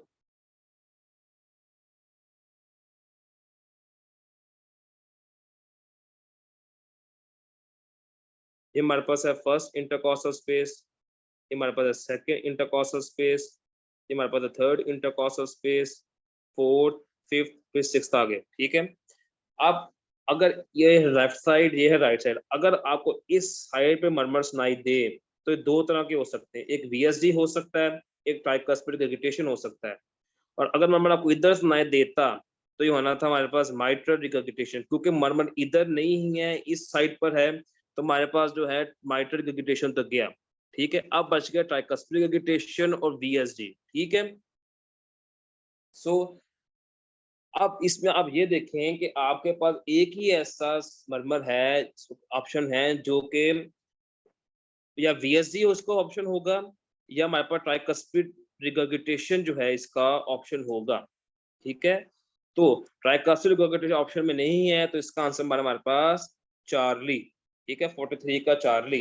मैंने आपको पहले बताया था कि जो हॉलोसिस्टोलिक मरमर्स हैं वो तीन तरह के हैं, MR, TR और VSG, ठीक है। MR आता है मेटल एरिया पर जो कि इसमें नहीं है, TR और VSG आता है left left left sternal border पर, लेफ्ट स्टर्नल बॉर्डर पर TR और VSG आता है, क्योंकि इस सवाल में TR नहीं है, इसका आंसर बना VSD। Now moving on to question number 44, ठीक है। क्वेश्चन 44 में वो कह रहा है कि aneurysm of the aorta distal to renal arteries क्या होगी। आप हमेशा याद रखें कि ये हमारे पास जो है, हमारे पास जो है अब्डोमिनल आयोटा है, ऊपर डायफ्राम है, नीचे आपके रीनल आर्टरीज की ब्रांचेस दी हैं, उसके बाद यहाँ से लेकर यहाँ तक डिवाइड करने तक, कॉमन इलियक तक जाने तक, ठीक है। बाइफर्केशन था कि कॉमन इलियक हैं दो, ठीक है, ये रीनल आर्टरीज हैं, इसे हम कहते हैं अब्डोमिनल अयोटा, ठीक है, अब्डोमिनल अयोटा, ठीक है।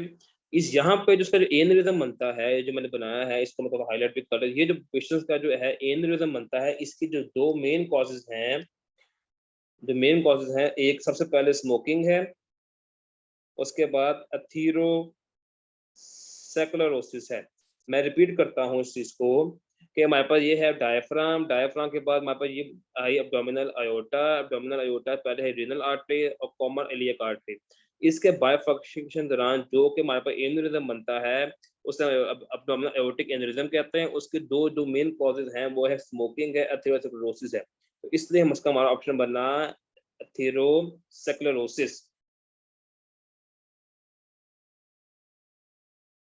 ठीक है। Now moving on to question number 45, ठीक है। वो उसमें ये कह रहा है कि which the following condition, which the following in which of the following conditions aorta arises from the right ventricle. एक सबसे एक मशहूर बीमारी है, उसका नाम ही ये कहता है कि उसका नाम है हमारे पास ट्रांसपोजिशन ऑफ ग्रेट वेसल्स। इसके नाम से आप याद रख लें कि जो ग्रेट वेसल्स दो तरह की दो होती हैं, एक होती है अयोटा, एक होती है पल्मोनरी आर्टरी। अयोटा आती है लेफ्ट वेंट्रिकल से, पल्मोनरी आर्टरी आती है राइट वेंट्रिकल से, ठीक है। ट्रांसपोजिशन, ट्रांसपोजिशन का मतलब कि जगह बदल ली है, जगह बदल ली है, ठीक है। ट्रांसपोजिशन का मतलब क्या है, जगह बदल ली है। इसका मतलब ये कि अगर जो हमारे पास अयोटा आए राइट वेंट्रिकल से और पल्मोनरी आर्टरी है लेफ्ट वेंट्रिकल से, तो इससे हम कहेंगे transposition of great vessels. Transposition of great vessels को हम टीजीए भी कहते हैं। तो इसका आंसर हमारे पास बना TGA, transposition of great vessels, short form है, इसकी एब्रीविएशन है, ठीक है।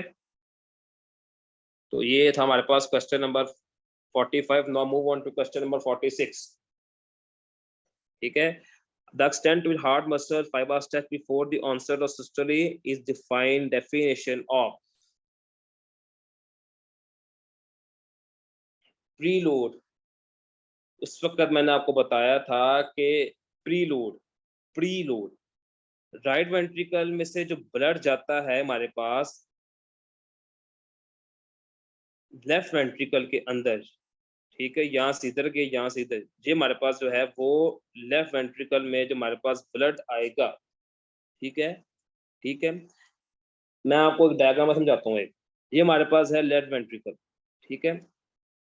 जितना भी इसमें ब्लड आएगा ना, ब्लड जो हमारा ब्लड आ गया है, ब्लड मैं इसमें दे रहा हूँ, वो इतना ही इससे जो है इससे स्ट्रेच करेगा।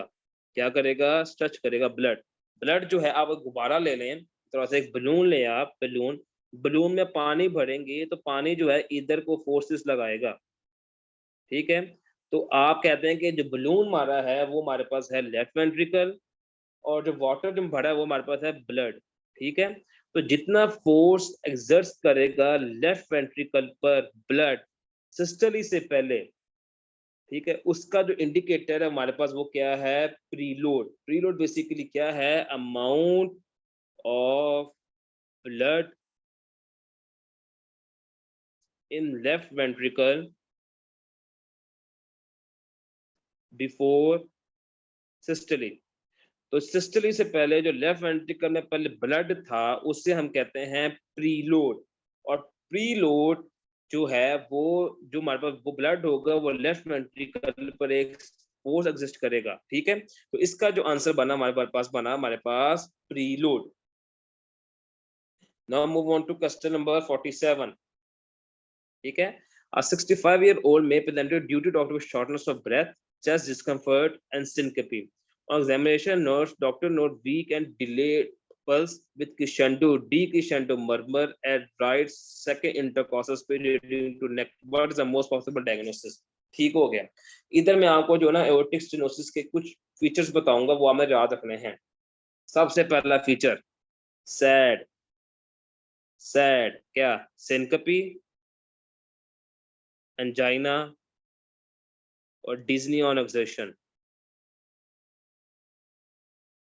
ये तीनों फीचर जो हैं एओर्टिक स्टेनोसिस के हैं, इनको निमोनिक है सैड, इसको याद रख लें। क्या एओर्टिक स्टेनोसिस को निमोनिक है सैड, ये तीनों इसके कैरेक्टरिस्टिक फीचर्स हैं, इसको याद रखें आप।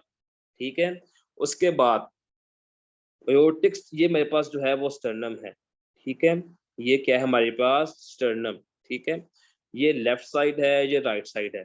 ठीक है, यहाँ पर एक मरमर आता है, मैं मार्क करता हूँ इधर, यहाँ पे हम स्थित रखते हैं, यहाँ पे स्थित रखते हैं, यहाँ पे स्थित रखते हैं, एक यहाँ पे स्थित रखते हैं। ठीक है, इस एरिया में कहते हैं mitral area, tricuspid area, pulmonary area, aortic area. ठीक है, ठीक है, ये सेकंड इंटरकॉस्टल स्पेस में होता है, ये थर्ड और फोर्थ इंटरकॉस्टल स्पेस में, और ये फिफ्थ इंटरकॉस्टल, ये फोर्थ और फिफ्थ इंटरकॉस्टल स्पेस, ये third intercostal space, second intercostal space, third या फोर्थ इंटरकॉस्टल स्पेस, और फोर्थ और फिफ्थ इंटरकॉस्टल स्पेस में मार्टल एरिया होता है। ठीक है, अब जब अयोटिक एरिया का जो मरमर है वो आएगा right second intercostal space, right second intercostal space. ठीक है, राइट सेकंड इंटरकॉस्टल स्पेस में मरमर आएगा, और कौन सा मरमर हमारे पास आ रहा है, क्रिसेंडो, डी क्रिसेंडो मरमर। ठीक है, क्रिसेंडो का मतलब होता है कि इंक्रीज होना, डी क्रिसेंडो का मतलब होता है कि इंटेंसिटी डिक्रीज होना, मतलब कि क्रिसेंडो में पहले इंटेंसिटी इंक्रीज हुई है, डी क्रिसेंडो पहले इंटेंसिटी डिक्रीज हुई है। ठीक है, और एक ही ऐसा मरमर है जो कि नेक की तरफ रेडिएट करता है, उससे हम कहते हैं, उसमें होता है एओर्टिक स्टेनोसिस में होता है। ठीक है, मैं सारे फीचर्स जो है दोबारा कंबाइन करूंगा। अगर एक पेशेंट आपके पास सैड के साथ है, सैड मैंने पहले बता दी है, उसके बाद उसका जो मरमन है वो सेकंड इंटरकोस्टल स्पेस में, राइट सेकंड इंटरकोस्टल स्पेस में हो, उसके बाद उसका मरमन नेक पे रेडिएट करे, और आखिरी चीज पल्सिस जो हैं वो डिलेड हो, पल्सिस डिलेड हो और वीक हो। ठीक है, repeating, if a patient has sad and having right second intercostal space murmur plus radiation to neck and having pulses delayed, your diagnosis should be aortic stenosis. ठीक है, so this is the thing that you have to remember, मैंने आप बता दी है। now move on to question number 48, what is the most common cause of sinus tachycardia। ये एक रट्टे वाला सवाल है, फीवर, इसको हमने रट्टा लगाना है, इसमें जो है वो कोई मतलब के कोई कंसेप्ट वाली चीज नहीं है। which of the following is the correct statement regarding ejection fraction। ejection fraction को ऑलरेडी मैं बहुत डिटेल डिस्कस कर चुका हूं ऊपर। ठीक है, सो ejection fraction मैंने कहा था the amount of blood ejected from ventricle।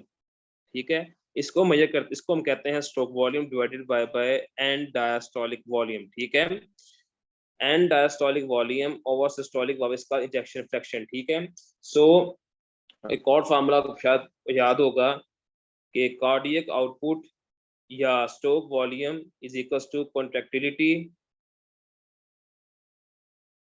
ठीक है, depends upon contractility plus preload या एंडोस्टोलिक वॉल्यूम। ठीक है, स्ट्रोक वॉल्यूम जो है वो डिपेंड करती है कॉन्ट्रैक्टिलिटी पर और प्रीलोड पर। ठीक है, सो अब वो कह रहा है कि इजेक्शन फ्रैक्शन के गिर्द कौन सी चीज ठुसता है, proportion ejected from the left ventricle. ठीक है, serve as index of myocardial contractility, मैंने आपको पहले कहा कि स्ट्रोक वॉल्यूम जो है it is directly proportional to contractility, ये भी ठीक है। It is directly proportional to contractility, ये भी ठीक है। Low in systolic heart failure, तब भी ठीक है कि सिस्टोलिक हार्ट फेलियर में जो है सो लोग करते हैं, इसका हम कहते हैं heart failure with low with reduce ejection fraction, इसको हम ये भी कहते हैं। सो ये भी ठीक है। proportion ejected from the ventricle, it is also ठीक। मैंने आपको बताया कि volume of the blood ejected from the ventricle, इसका स्ट्रोक वॉल्यूम, तो स्ट्रोक इजेक्शन फ्रैक्शन तो उसको इंडिकेट करती है। इंडेक्स ऑफ मायोकार्डिक कॉन्ट्रैक्टिलिटी, ये भी ठीक है, जितनी ज्यादा कॉन्ट्रैक्टिलिटी होगी उतना ज्यादा स्ट्रोक वॉल्यूम होगा। तो मैंने आपको पहले कह दिया कि stroke volume indicate portion to contractility, ये भी ठीक है। Low systolic heart failure, heart failure reduce ejection fraction, जितना सिस्टोलिक हार्ट फेलियर कम होगा उतना स्ट्रोक वॉल्यूम कम होगा, ये भी ठीक है। उसका जो आंसर हमारे पास बना D, all of these. Now moving on to question number 50। ठीक है, आपने हमेशा याद रखना है कि जो करले लाइंस हैं, करले लाइंस, जैसे मैंने कुछ चीजें स्पेसिफिक होती हैं, करले लाइंस वो हमेशा पाई जाती हैं लेफ्ट साइडेड हार्ट फेलियर में, किधर पाई जाती हैं? लेफ्ट साइडेड हार्ट फेलियर में। ये रट्टा है, इसको भी याद रखना है। करले लाइंस जो हैं वो पाई जाती हैं लेफ्ट साइडेड हार्ट फेलियर में। अब करले लाइंस होती है क्या, मैं आपको ब्रीफली बता देता हूँ। ये आपकी कहते हैं कि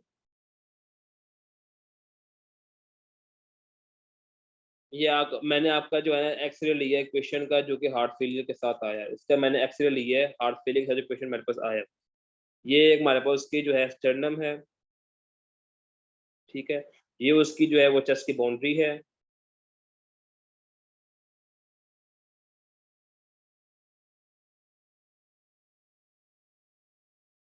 ठीक है, ठीक है। ये मेरे पास कहते हैं कि उसकी रिब्स आ रही हैं इस,